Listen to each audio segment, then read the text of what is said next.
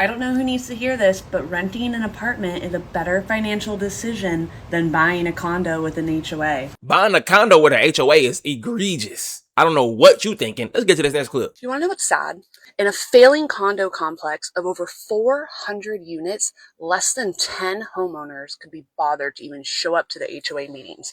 That's what happens when you live in a condo complex that's majority investor owned and no one gives a shit about the problems and no one wants to give any of their time to help solve them. They raised the HOA fees 20% again.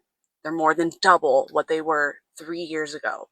Now, trust me, I'm aware that it's a little too late for me and my situation. My fate has pretty much been sealed with what's happening with my unit. And for those of you who started following me in the beginning, you know what I'm talking about. And even though my story is not going to have a happy ending in this complex, I'm still showing up to the meetings and I'm still making noise. I still want to be involved with what's going on and I still want to guide people to make the right decisions. But no one gives a shit. No one wants to go to the meetings. No one wants to vote on what the HOA dues should be. And this is just a spiraling cycle of badness. I want to thank you all who've been following me for my condo journey. I'm sorry I had to take down my old videos. I promise I'm going to be giving you all the updates as soon as I can. This is just kind of where I'm at right now. I bought a condo in 2020. So it's been 5 years that I've owned this condo. And I went through probably 3 solid years of deep regret over buying the condo. You know, I have a great interest rate and a really wonderful condo. I really have nothing to complain about, but you know, being a first-time home buyer, I just had all of these regrets around like, oh, I overpaid. Did I pay too much? I paid under the list price, whatever. You know, it was a objectively good deal for the time.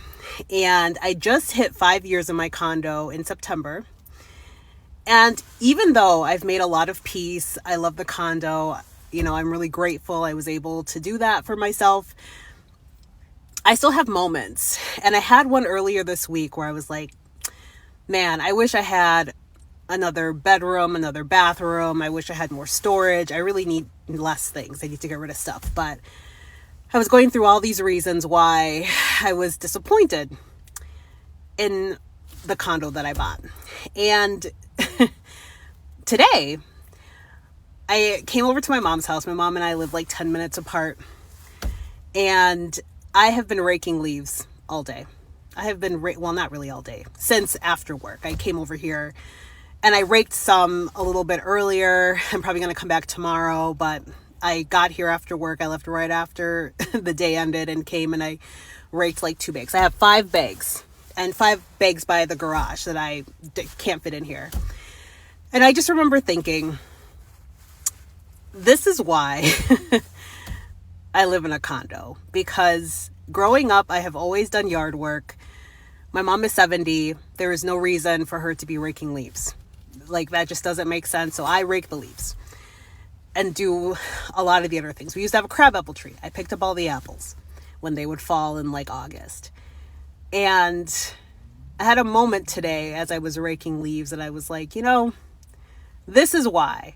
Because I cannot imagine having to do yard work at 2 locations. I could not imagine. So thank you, world. Thank you, universe, for the condo. I'm so grateful for it. And that I can come over here and help my mom rake her leaves. So happy weekend, everyone. If you're raking, like me, I guess, good luck. If you can hear neighbor's TV, that's not normal. Noise is one of the biggest reasons why people regret buying condo or townhouse. Good soundproofing is your privacy, is better sleep, and it's higher resale value.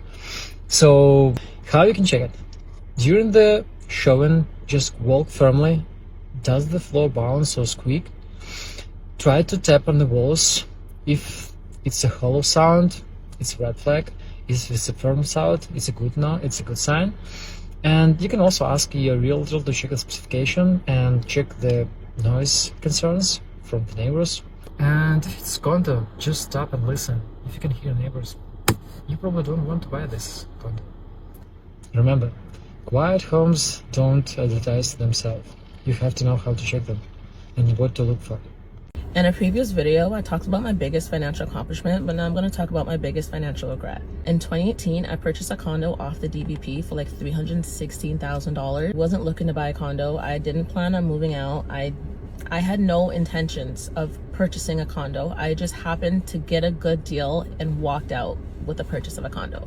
I didn't even know this was a thing, but my deposit structure was not a regular deposit structure. We have to do like 5% on signing, 5% like 30 days later, 5% like whenever it was. Mind you, at this time, I was working at McDonald's still. So I was still making $9.60, maybe even $10 an hour, but like it was a low amount. I got this written in my contract. So my deposit structure was I had to pay $1,000 every month for the next 3 years to make up my deposit for the condo, and whatever I didn't make would just roll over into the mortgage. I did a mortgage pre-approval. I had to go through all that, and then I had to write checks, like 36 checks for the $1,000 every month, and then that was my deposit, and I paid for the 3 years to get my deposit structure. The reason why it's my biggest financial regret is because I let other people get into my head about like the purchase, what was going on with the building and everything, and ended up giving up the condo. And it was supposed to be built, I think the occupancy was supposed to be maybe around 2021 or something. So like I went in, I picked like the cupboards, I picked like the furnishings, like the finishings that I wanted for the condo. So I went through all that process, but when it came to like occupancy date and like when they were supposed to start building and all that stuff, everything kept getting pushed, everything kept getting moved. Nothing was according to the schedule that they provided. I was talking to like some older people about it regarding like home purchases. They made comments about how some builders didn't finish building and they ran off with people's money, like this, that, and like they're putting doubts in my head. Then COVID came. And there were more delays, and I'm just like, I don't think they're gonna finish building this condo. I really think that they're about to run off with my money. During COVID, I think this was 2021 now, they gave us an out where they're just like, you know what, we will give you back your deposit plus interest for whatever it was for how long, and you can pull out the condo. I pulled out. Biggest financial regret, because where are you buying a condo for $316,000 these days? And it was unit 1608. I know like precise, but I still talk about it to this day. I'm so mad that I gave it up. I feel like I should have pushed through, but I genuinely thought that they were going to run off with my money and they weren't going to build it. Yeah, y'all wanted that glitz and that glam, but y'all ain't know that price was gonna have you like, damn. As someone who bought a condo in 2022 and regrets it, let me tell you about the things they don't warn you about when buying a condo. You think you're buying an affordable home with a low maintenance lifestyle, right? The cute pool, the landscaping, all of that. But what they don't warn you about is the HOA and how it can literally destroy the value of your home. And if you have a bad HOA like I did, you have absolutely no control of the fees, no ability to know where the money is going, these question marks of what happened with spending, and if they're really bad, they'll make your complex unwarrantable, which makes it essentially unsellable. And when your condo is unsellable and the fees are going up and up, the value of your property crashes. As I sit in my pre-foreclosure condo, I want to talk about the risks of buying a condo in 2026 because the risks are bigger than ever. I know this might be a hot take and condos look like an affordable option, but I don't think people are talking about the risks enough. You don't just buy the unit, you buy into the HOA's finances, mistakes, and liabilities. HOA is underfunded, special assessments. The HOA fees are getting out of control, and the higher they go, the more it hurts your property value. And if the insurance changes, lenders can just stop lending on them overnight. And when lenders stop lending on the property, the buyer pool shrinks down, which causes the value to go way down because there's less buyers. There's so many things that can cause unwarrantability: too many renters, too many neglected repairs, lawsuits, underfunded reserves. All of these things can substantially impact the ability to resell your unit and substantially impacts the value of your unit. You could have your unit remodeled perfectly and the value could still be going down because of what's happening to the other units next door. Condos are risky because you're basically relying on everyone else to make the right decisions to keep your property healthy. One person's not playing their part or one thing goes wrong, it can cause the whole deck of cards to come tumbling. Also, for those who will say, well, check the financial docs, that's a snapshot in history, okay? The reserves can look healthy. The HOA docs can look healthy because it's a snapshot of history. That's not going to predict what's going to happen and change in the future, which is what happened with me. Hi, I'm Justine. I'm a real estate agent in Phoenix, Arizona, and I keep real estate real, so make sure to follow along to hear more of my hot takes. Let's just start with all the mistakes I made. Let's just put it out there, okay? This was before I was a real estate agent. I was living in California at the time. It was the end of 2021. Scottsdale, Arizona was having a freaking frenzy, and the real estate market was absolutely insane. And I was in California, and I bought this condo sight unseen in a bidding war that had an appraisal gap I had to cover. Like, it was literally wrong. Dang, lady, you going through it, ain't you? She trying to convince y'all. She said this is literally the worst mistake of my life, and she trying to make sure y'all don't go through it. So y'all need to thank this lady. Here's another one. No one buys a condo thinking the value is going to go down. Most people always assume that real estate always goes up. But what a lot of people don't understand are the hidden risks behind buying a condo that can not only crash the value, but make your unit nearly impossible to sell. And what's wild is that it has nothing to do with what it looks like on the inside. If you're thinking about buying a condo, already own one, or are an investor just trying to understand the risk, you need to watch this before you're stuck. So today I'm going to be explaining why condos can lose value faster than single family homes and how to spot the warning signs early so you're not the one asking, why isn't this selling? Hi, I'm Justine. I'm a Phoenix real estate agent and investor, and I did not learn this stuff in a textbook, guys. I learned this by making mistakes and having an extremely hard time selling my condo, and I'm here to share with you so you don't make the same mistakes I did. I'm a brand new creator here on YouTube, so make sure to like and subscribe. It helps my channel a lot. Let's get into it. When people hear impossible to sell, they think I mean that no one will ever buy it, but that's not usually what this means. What it really means is that your buyer pool shrinks fast, lending becomes hard or impossible. You start hearing people say cash only, deals fall apart halfway through escrow, and price reductions become your only tool. Meanwhile, houses in the same price, same part of the city, same market are still selling normally. So it feels personal, like you did something wrong. But most of the time it's structural and not emotional. Here's a major difference between single family homes and condos that people don't think about. When you're selling your single family home, you're just competing with the houses on the street. But in a condo complex, you're competing with every single unit, and there can be a lot. If one owner underprices because they're desperate, if one investor has a bad tenant, if one owner lets their unit go to crap, that instantly becomes a comp for you.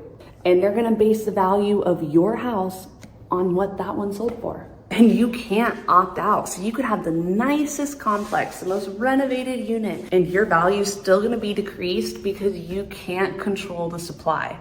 When HOAs underfund reserves, delay maintenance, or keep fees artificially low, it feels fine at first until it isn't. Then you start seeing deferred maintenance, special assessments, insurance premiums skyrocketing, and lawsuits that nobody wants to talk about. And lenders hate uncertainty. The moment the building starts showing signs of legal or financial instabilities, lenders back out. They're not gonna give any loans. And once lenders stop lending and only cash buyers can buy, well, the value starts dropping fast.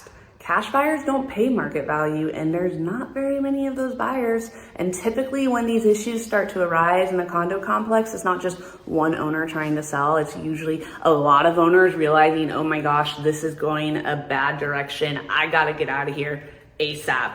You could see an entire building for sale. So let's talk about financing in unwarrantable condos, because this is the part that most people don't realize until they're under contract. Some condos can become what's called unwarrantable. And what that simply means is that lenders have decided that they can't take the risk on it and they're done lending in that complex. And this can happen for a lot of reasons. Too many rentals, underfunded reserves, lawsuits, insurance gaps, or just too much high investor concentration. And the scary part is you can have perfect credit, great income, look like the perfect candidate and still get denied for a loan because of the unit. And when buyers can't get loans, the value is gonna free fall. Houses don't deal with this kind of risk.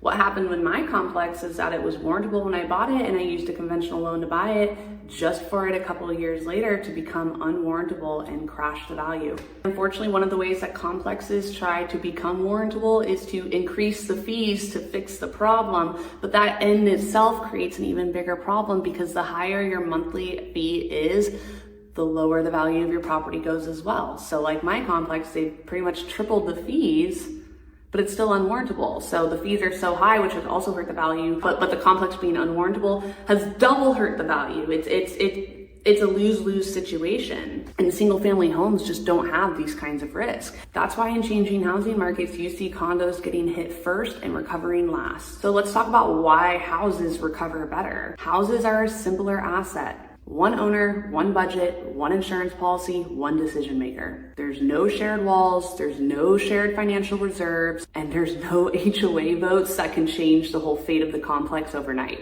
And on top of that, you actually own land. And that's why we see houses recovering faster and holding their value much better than condos do. Let's talk about green flags and red flags if you're still considering a condo. But I want you to keep in mind that even if you buy the condo and it looks perfect on paper and all green flags, that doesn't predict the future. The only thing that you're looking at in condos is the historic data, because no one can predict the future. So you must be aware that things can change, like it happened to me. But if you're thinking about buying a condo, the things you really need to make sure are that the reserves are healthy, there's no lawsuits, the complex is warrantable, the common areas are well maintained. You need to look at all the reserve studies, all the financials. You need to read every single document, rule, and CC&R. You need to understand how the board votes and go to every single board meeting. You want clear, strong insurance coverage, and you want to make sure that there's a high homeowner percentage of occupancy and ownership. You don't want a ton of investors in there. If any of these things feel off, you're not just buying a home, you're buying into a shared risk and liability. This isn't meant to be anti-condo. Condos can absolutely make sense for someone when the building's well maintained, the reserves are healthy, the HOA is healthy, and the buyer understands the risks and trade-offs. But condos are not passive purchases, and they do require understanding and awareness. I know I regret buying this thing, but I want to know what you think. House or condo, leave it in the comments. If this helped you, make sure to like and subscribe, and make sure if you know someone considering buying a condo to share this with them as well. When you are buying your first condo with an HOA, let me tell you something that we found out after we bought that kind of would have changed our decision if we were to buy the condo. My husband and I have a photo booth company as our small business, and we mainly have all of our equipment in the garage. When we were first looking at this condo, we were so pleased with the ample amount of street parking that they had,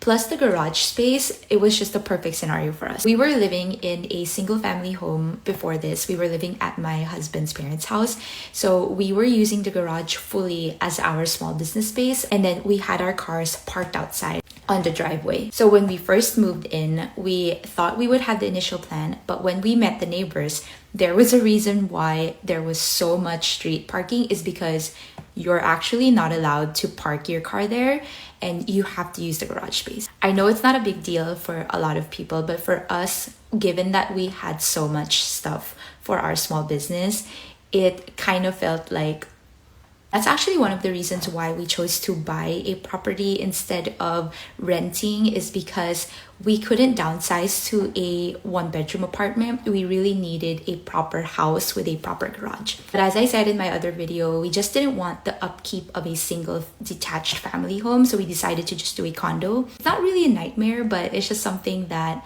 would have changed our mind. If you are buying a condo with an HOA, please check this first. And I know a lot of people are gonna be like, no to HOA at all, but some HOAs aren't that terrible, so.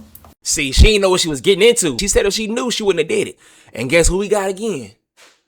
Anti-condo lady. Speak to him, lady. This is the issue with condos that no one's really aware is happening, that's silently destroying the condo market and making them extremely risky assets. Back when the Florida condos collapsed back in like 2021, 2022, around then, the laws around condos have completely changed. The laws around lending for condos. So many complexes are becoming unwarrantable, meaning lenders won't lend on them anymore, meaning buyers can't buy unless they're a cash buyer, which is completely crashing the value of the entire complex. And the common response seems to be that HOAs then start basically tripling their fees. I mean, there are HOAs that are now $1,000 a month, try to get the complex to be warrantable again, and it doesn't work. And when the HOA fees go up, that also brings the value down. So buyers who bought are now underwater and have fees that are the freaking wazoo that they can't afford. And the scary thing is you can't really predict that this is going to happen. Like in my example, the complex was warrantable when I bought it. It wasn't until after that all the weird stuff with the fees and the HOA and the value completely crashing and being unwarrantable, that was after, well after I had bought. So everyone's saying, oh, just do your due diligence. Like, yeah, that can only tell you what happened in the history. It's not going to predict the future. She's spitting facts, and I got about 5 more clips of her. I ain't even lying. I had to cut it off. No, but she is taking her time to let you know, man, this ain't what you want, man. I don't understand condos, man. If you got all that money, why would you want to be next to somebody? Me personally, if I got money, I ain't gonna see nobody if I don't want to. I'm only gonna see you if I want to see you. I'm gone. You're not gonna even know you're not gonna even know it's a house over here, okay? Because I want to do whatever hell I want to do. I want to walk out the house butt naked eating Frosted Flakes. I don't care about no neighbor. I love people. Don't get me wrong, but if I got all that money, I'm gone. I don't want no rules. I don't want no HOA. I don't want nobody telling me turn that movie down. None of that. I'm gone, boy. So let me know what y'all would do if y'all had the money. Would y'all buy a condo, or would y'all just be like Rondo and be gone? All right, let me know. It's been Josh from Talk to Him, boy. And I just talked to you, boy. I'm out.